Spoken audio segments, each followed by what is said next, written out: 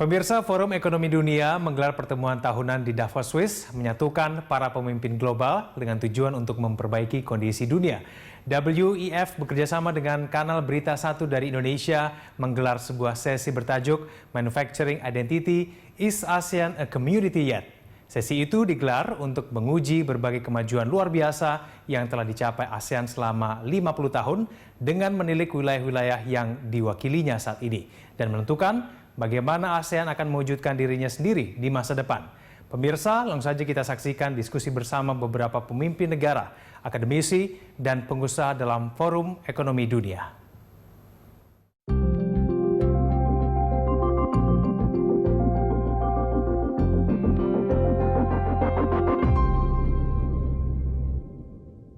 The World Economic Forum holds its annual meetings in Davos, Switzerland, bringing together global leaders with a mission of improving the state of the world. BeritaSatu TV is covering the forum from an Indonesian perspective. This is the year that also marks the 50th anniversary of the foundation of the Association of Southeast Asian Nations, or ASEAN. The World Economic Forum, in partnership with Indonesia's BeritaSatu news channel, is holding a session titled Manufacturing Identity, Is ASEAN a Community Yet?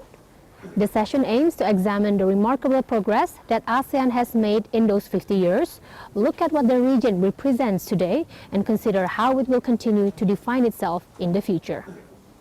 Today I'm joined by a very distinctive group of panelists.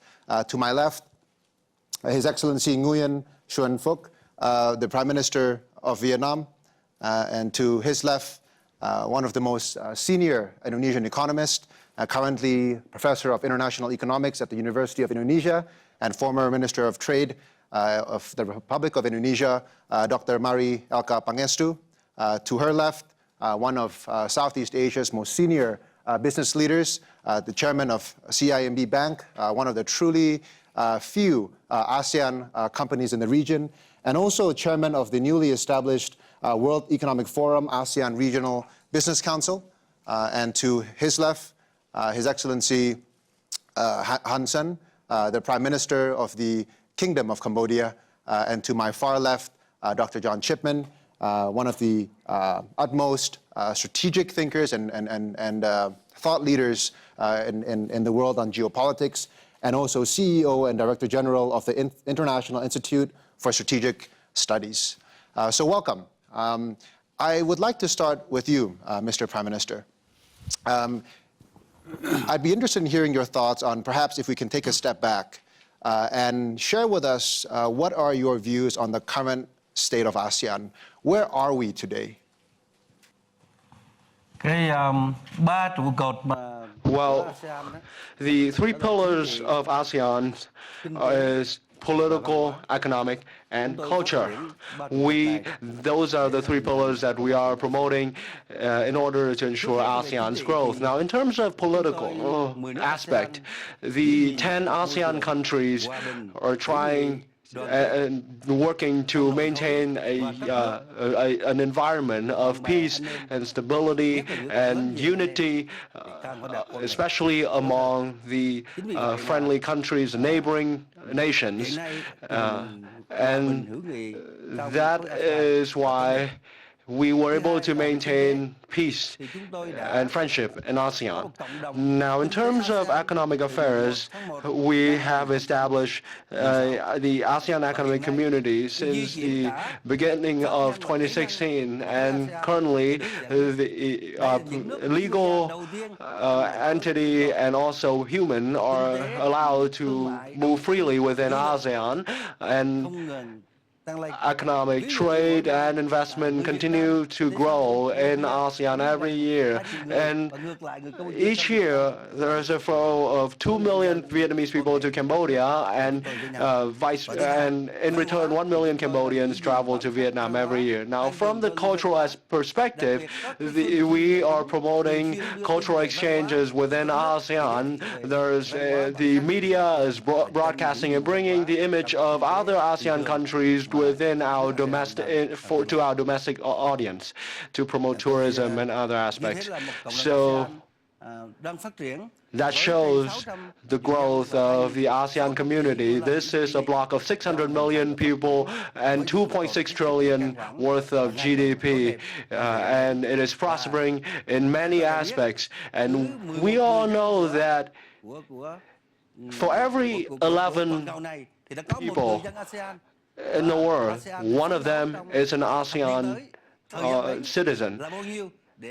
Where do you see ASEAN's greatest challenges today? Well, the challenge for ASEAN is uneven development, both in terms of economic and development in general.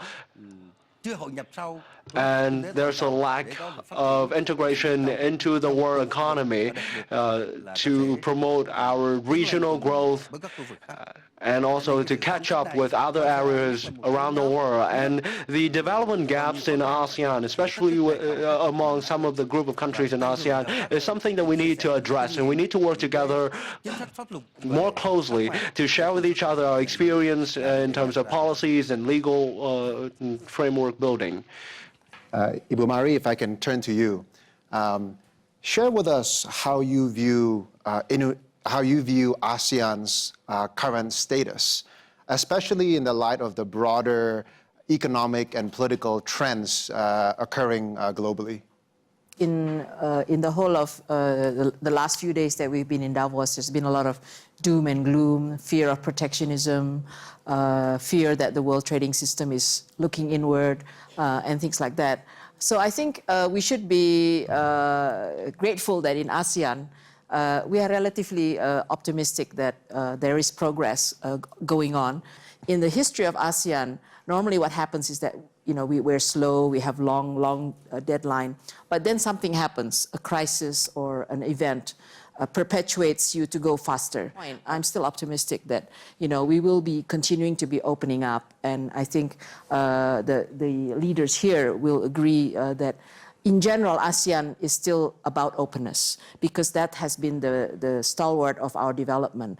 And it's different from what's happening in US or Europe, where there's a backlash against globalization. Our issue is more like what the Prime Minister was saying. It's all about inequity and uneven development, which can be addressed in the context of the openness and the economic integration. Just have to make sure that you have the right policies.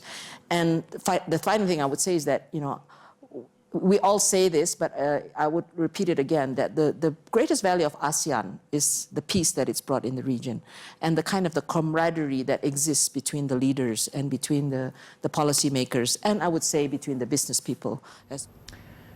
Pemirsa, sesi diskusi dari Forum Ekonomi Dunia masih akan berlanjut dengan pembahasan mengenai apa saja yang menghambat bisnis di ASEAN. Tetaplah bersama kami.